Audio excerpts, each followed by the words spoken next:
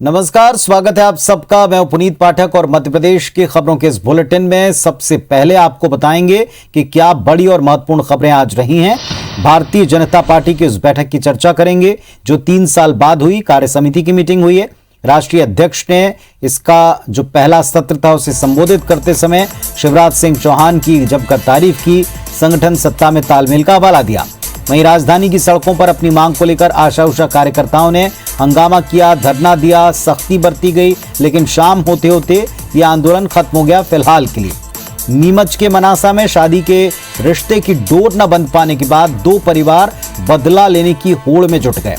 पहले सरपंच का अपहरण, फिर अपहरण का बदला लेने लोग पहुंचे। रीवा में बुधवार को युवक युवती से गाली गलौज का वीडियो वायरल हुआ था। आईजी का नाराजगी प्रकट करने के बाद 4 लोगों पर ST/SC एक्ट के तहत कार्रवाई की गई। थाना प्रभारी लाइन अटैच हो गए। तो ये 4 बड़ी खबरें हैं। इन खबरों के अलावा प्रदेश की दिन भर की पूरी हलचल, इस पर भी विस्तार से नजर डालेंगे। चलिए शुरुआत करते हैं। सबसे पहले हुई आज कार्य समिति की जो बैठक और इस पर दिन भर चली पॉलिटिक्स की। 3 साल के बाद टीम BD शर्मा की आज पहली मीटिंग हुई है। बीजेपी कार्य समिति की बैठक में बीजेपी ने एक तीर से कई निशाने साधे। एक तो विरोधियों को बीजेपी ने दिखा दिया कि सत्ता और संगठन में किस तरह जबरदस्त तालमेल है। मिशन 2023 के लिए पूरी तरह तैयार रहने का संकेत दिया। इधर कांग्रेस पर एक के बाद एक कई बार भी बोले और पूर्व की कांग्रेस सरकार को अंधेरे और भ्रष्टाचार की सरकार करार दिया। कुल मिलाकर बैठक भारतीय जनता पार्टी की थी, लेकिन निशाने पर कांग्रेस रही।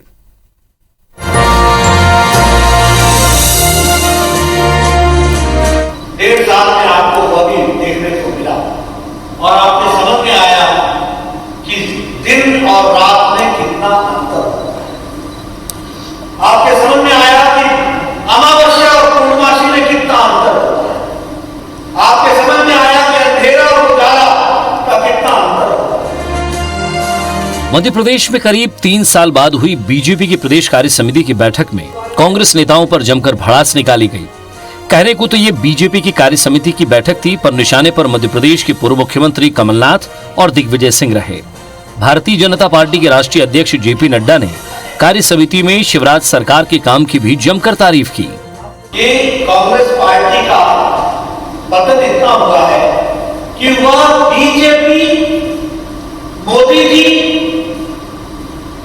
को क्रिटिसाइज करते हुए, आलोचना करते हुए वो ये भूल जाते हैं कि वो देश की आलोचना करना है। किसानों के लिए अगर काम किसी ने किया तो वो नरेंद्र मोदी जी ने किया और उनकी स्पीच को लागू किसी ने ठीक से लेकर उसमें किया तो शिवराज सिंह जी ने किया। ये बात मध्य प्रदेश की जनता के कानों में गूंजनी चाहिए, उन तक पहुंचाना चाहिए इस बात को। बीजेपी प्रदेश अध्यक्ष VD शर्मा के कार्यकाल की ये पहली बैठक है जिसमें दिल्ली और भोपाल से संगठन के कई दिग्गज नेता वर्चुअली जुड़े। बैठक के बारे में VD शर्मा ने बताया कि इस बैठक में 3 प्रस्ताव पारित किए गए हैं। वहीं JP नड्डा की तारीफ से वो गदगद दिखाई दिए। हालांकि कांग्रेस ने बीजेपी की इस बैठक पर कई सवाल खड़े किए हैं। माननीय राष्ट्रीय अध्यक्ष जी ने भारतीय जनता पार्टी के संगठन को कोविड के इस महामारी के संकट में जो सेवा ही संगठन के अभियान में जिस प्रकार से काम भारतीय जनता पार्टी के कार्यकर्ताओं ने किया है, इसको लेकर के भी उन्होंने हम सब कार्यकर्ताओं को, भारतीय जनता पार्टी को बहुत उन्होंने एप्रिशिएट इस बात को लेकर के किया है। पार्टी के माध्यम से सेवा, ये मूल मंत्र है। और आपने देखा भी होगा इस कोरोना के काल में हमारे संघ परिवार ने जितनी अच्छी सेवा की, भारतीय जनता पार्टी के कार्यकर्ता ने जितनी अच्छी सेवा की, हिंदुस्तान का कोई भी राजनीतिक दल ने वो सेवा का परिचय नहीं दिया। ट्रेनिंग इस कार्य समिति में अपने नेताओं को दी गई कि किस प्रकार झूठ फैलाना है। कमलनाथ जी का नाम लेकर झूठे मुद्दों की बात की गई और कांग्रेस को कोसने के लिए ऐसा लगता है कार्य समिति बुलाई गई। उपलब्धि के नाम पे शून्य थी इस कार्य समिति के अंदर। भाजपा सरकार की एक भी उपलब्धि की चर्चा नहीं। बीजेपी ने इस बैठक के जरिए एक तीर से कई निशाने साधे हैं। एक तरफ एकता का संदेश दिया और दिखाया कि सत्ता और संगठन के बीच सब कुछ ठीक है, तो वहीं कांग्रेस को भी आड़े हाथों लिया। कुल मिलाकर बीजेपी ने अपने मिशन 2023 का आगाज कर दिया है। सुधीर दंडोतिया, IBC 24, भोपाल। आज भारतीय जनता पार्टी कार्यसमिति की मीटिंग की चर्चा दिन भर रही और इसमें कई मुद्दों पर बात की गई। बीजेपी सूत्रों के मुताबिक बीजेपी प्रदेश कार्यसमिति की बैठक में राष्ट्रीय सह संगठन महामंत्री शिव प्रकाश ने जोर देकर कहा है कि देश का बड़ा वर्ग हमें अच्छा तो मानता है लेकिन अपना नहीं मानता। समाज में हमें सभी अपना माने और विश्वास करें, इसके लिए हमें काम करना पड़ेगा। शिव प्रकाश का इशारा अल्पसंख्यकों की तरफ था कि देश का बड़ा हिस्सा अपना नहीं मानता।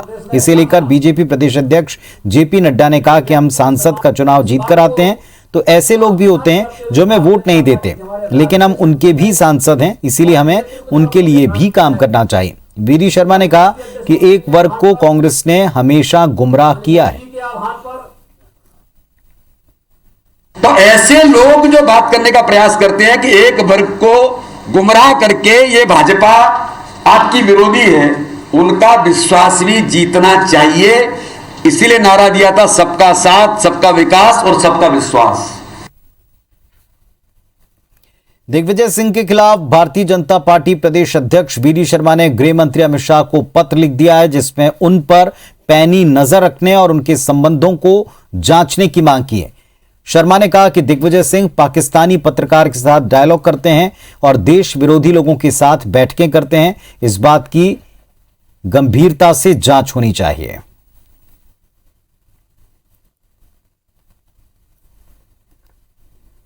मध्य प्रदेश के पूर्व मुख्यमंत्री दिग्विजय सिंह ने ट्वीट किया है प्रदेश अध्यक्ष वीडी शर्मा को। सर, दिग्विजय सिंह बोल रहे हैं कि एनआईए को लेकर आपका जो बयान था, आप प्रदेश अध्यक्ष बोल रहे हैं कि युवा मोर्चा के अध्यक्ष ने जिस तरीके से बयानबाजी की और ट्वीट करके बाकायदा आपको कमेंट किया। देखिए, दिग्विजय सिंह जी के पास कोई काम नहीं है, वो फुर्सत में हैं, इसलिए देश विरोधी ताकतों के साथ हमेशा खड़े रहते हैं। इस बात का ये जवाब नहीं है। आप इस बात का जवाब दीजिएगा, आपने धारा 370 हटाने के लिए एक पाकिस्तानी पत्रकार क्लब हाउस चैट के अंदर आपने जो कहा, ये अत्यंत देश की सुरक्षा के साथ जुड़ा हुआ मुद्दा है।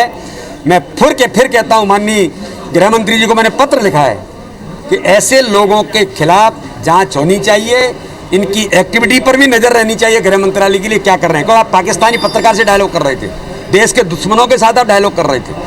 सर, कल कैलाश जी बोल के गए कि जांच जो है दिग्विजय सिंह के ऊपर जांच की जा रही है, किन किन लोगों के संपर्क। आपने पत्र लिखा। बिल्कुल, मैंने पत्र लिखा है और माननीय गृह मंत्री जी को इस बात के लिए मैंने आग्रह किया है कि इनकी जांच होनी चाहिए और इन पर पैनी नजर रहनी चाहिए, देश के खिलाफ काम करने वाले लोग।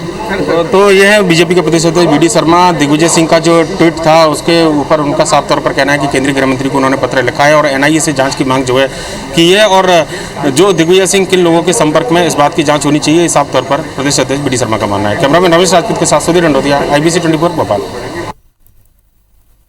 मध्य प्रदेश में जल्दी बिजली के दाम बढ़ सकते हैं और इसका इशारा प्रदेश के ऊर्जा मंत्री प्रद्युम्न सिंह तोमर ने खुद किया है। ऊर्जा मंत्री ने बिजली की कीमतों को लेकर IBC 24 पर बड़ा बयान दिया। प्रद्युम्न सिंह तोमर ने ये आसार जताए कि मध्य प्रदेश में बिजली के दाम बढ़ सकते हैं। ऊर्जा मंत्री के मुताबिक एक हाथ से बिजली आती है, दूसरे से जाती है।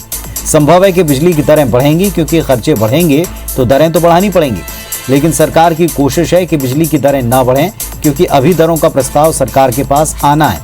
मंत्री जी के इस बयान से जनता को झटका कभी भी लग सकता है। ये कयास भी लगाए जा रहे हैं कि सरकार आयकर देने वाले उपभोक्ताओं को 100 रुपए में 100 यूनिट बिजली योजना के दायरे से बाहर कर सकती है।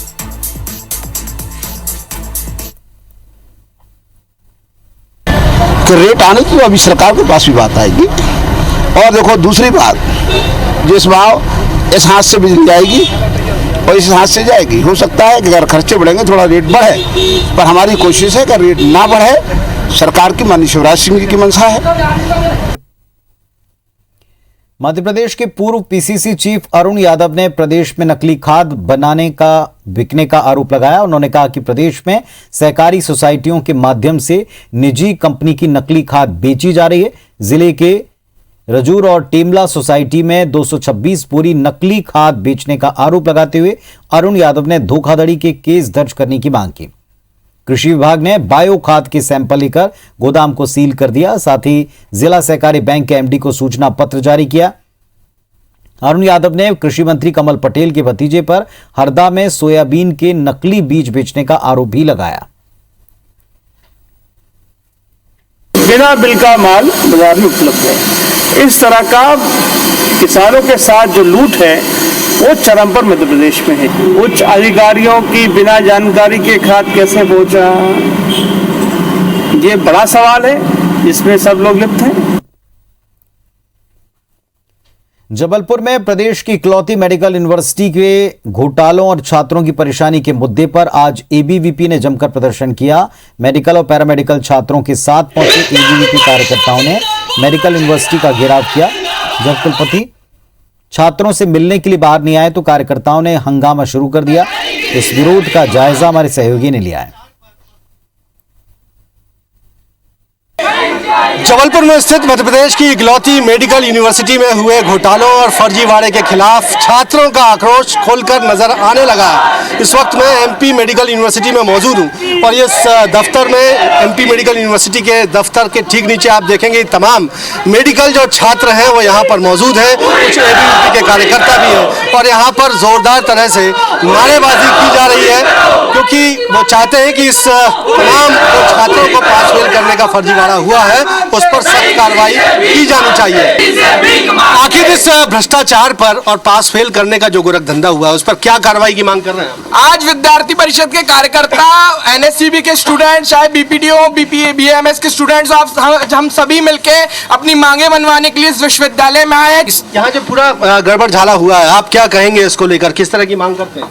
अब गड़बड़ जाला सर ऐसा है कि रिवैल्यूएशन का रिजल्ट आने के बाद टॉप 10 की लिस्ट ही चेंज हो जाती है। पहले टॉप 10 का लिस्ट में कोई और था, फिर टॉप 10 की लिस्ट कोई और हो जाती है। धंधा बना के रखा है इधर पे एक एग्जाम कराने के, मेरे को नहीं पता पूरे देश में कौन सी ऐसी यूनिवर्सिटी होती होगी जो एक एग्जाम कराने के छात्रों से 5,000 रुपए मांगती है और कई पीजी छात्रों से 32,000 रुपए एग्जाम के लिए जाते हैं। आपकी डिग्री जो कि अन्य कॉलेजों में, अन्य यूनिवर्सिटी में 300 रुपए में दे दी जाती है, उसके लिए 10-10 हजार रुपए तक मांगे जाते हैं। तो देखिए, प्रदेश के अलग अलग जो कॉलेजेस हैं जो कि गवर्न होते हैं एमपी मेडिकल यूनिवर्सिटी से, उनके छात्र छात्राएं यहाँ पर पहुंचे और एबीवीपी के तमाम कार्यकर्ता पदाधिकारी हैं जो इस पूरे मसले पर कार्रवाई की मांग करते हैं। छात्रों को पास फेल करने के गोरखधंधे के अलावा जिस तरह से तमाम तरह की अनियमितताएं, साथ साथ आर्थिक घोटालों का जिक्र लगातार सामने आया है, इस मामले पर एक बड़ी कार्रवाई की मांग फिलहाल की जा रही है और देखना होगा कि राज्य सरकार इस मामले पर कब सख्त कदम उठाती है। कैमरामैन सतीश सराठे के साथ विजय पांडे, जबलपुर। भोपाल के टीटी नगर चौराहे से पूर्व मुख्यमंत्री अर्जुन सिंह की प्रतिमा न हटाए जाने पर हाई कोर्ट ने नाराजगी जताई है। वहीं हाई कोर्ट ने मूर्ति हटाने के लिए बार बार समय लिए जाने पर प्रदेश सरकार पर नाराजगी जाहिर की। हाई कोर्ट ने राज्य सरकार को आदेश दिया कि वो टीटी नगर चौराहे पर सुप्रीम कोर्ट की गाइडलाइन के खिलाफ लगाई गई अर्जुन सिंह की प्रतिमा 4 हफ्ते में हटाएं। हाई कोर्ट में याचिका ग्रीष्म जैन नाम की एक महिला वकील ने दाखिल की थी। याचिका में कहा गया था कि सुप्रीम कोर्ट ने चौराहों पर मूर्तियां न लगाने के निर्देश दिए थे, लेकिन भोपाल के टीटी नगर में क्रांतिकारी चंद्रशेखर आजाद की मूर्ति हटाकर पूर्व सीएम अर्जुन सिंह की मूर्ति लगा दी गई थी। वहीं खुद राज्य सरकार ने 5 दिसंबर 2019 को मूर्ति हटाने की अंडरटेकिंग हाईकोर्ट में दी है, लेकिन फिर भी इसको हटाया नहीं गया।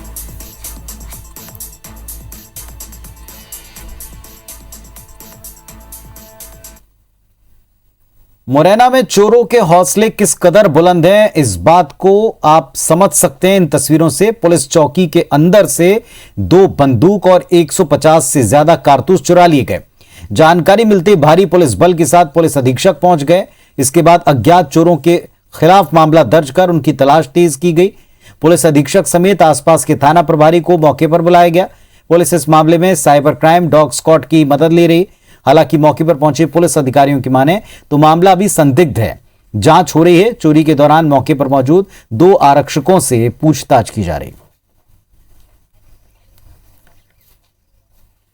तो सब बारीकी से अभी जांच चल रही है। अभी तो इसलिए प्रथम दृष्टया ये कहना कि कोई चोरी की घटना या फिर और कुछ हुई है, तो ये प्रारंभिक स्टेज में है अभी चीजें, उसकी कार्रवाई देख रहे हैं।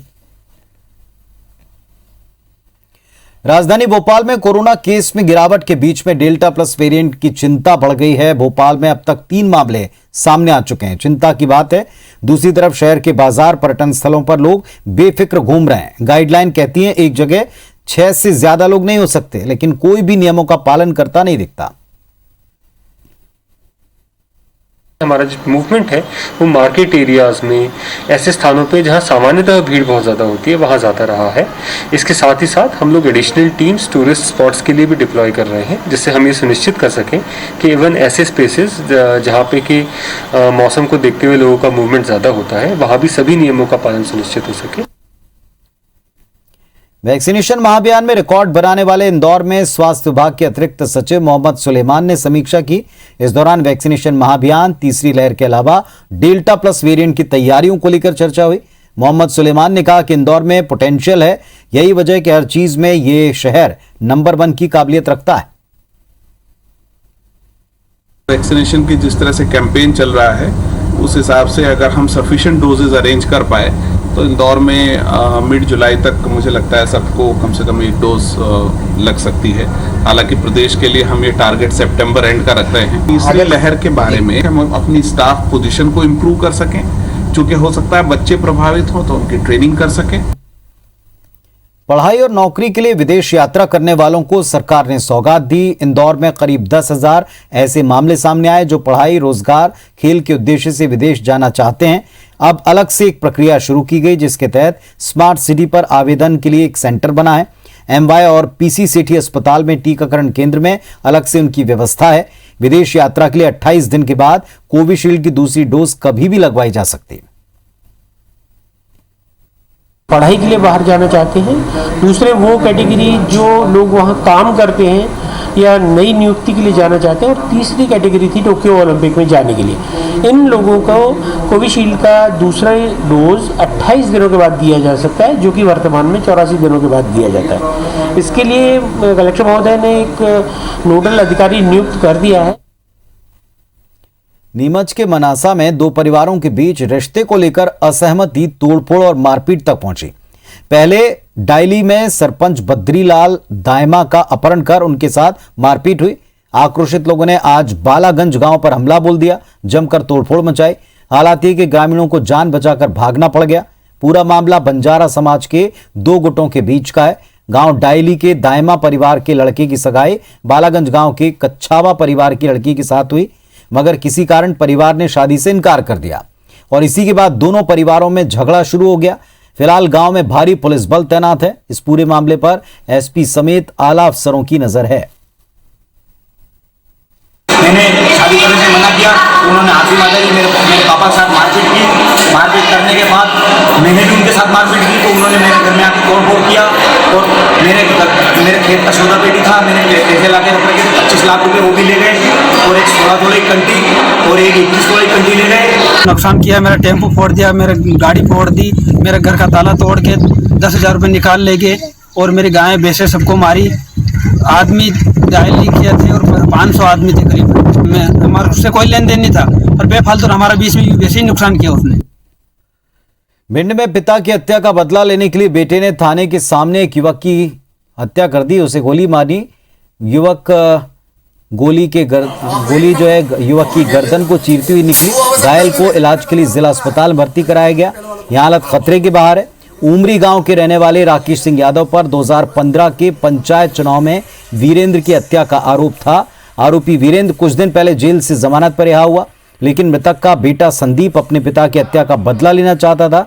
राकेश सिंह यादव को मारने की फिराक में कई दिनों से घूम रहा था। मौका पाते चचेरे भाइयों के साथ मिलकर हवाई फायर किया। हैरानी की बात यह कि थाने के पास इस घटना को अंजाम दिया गया।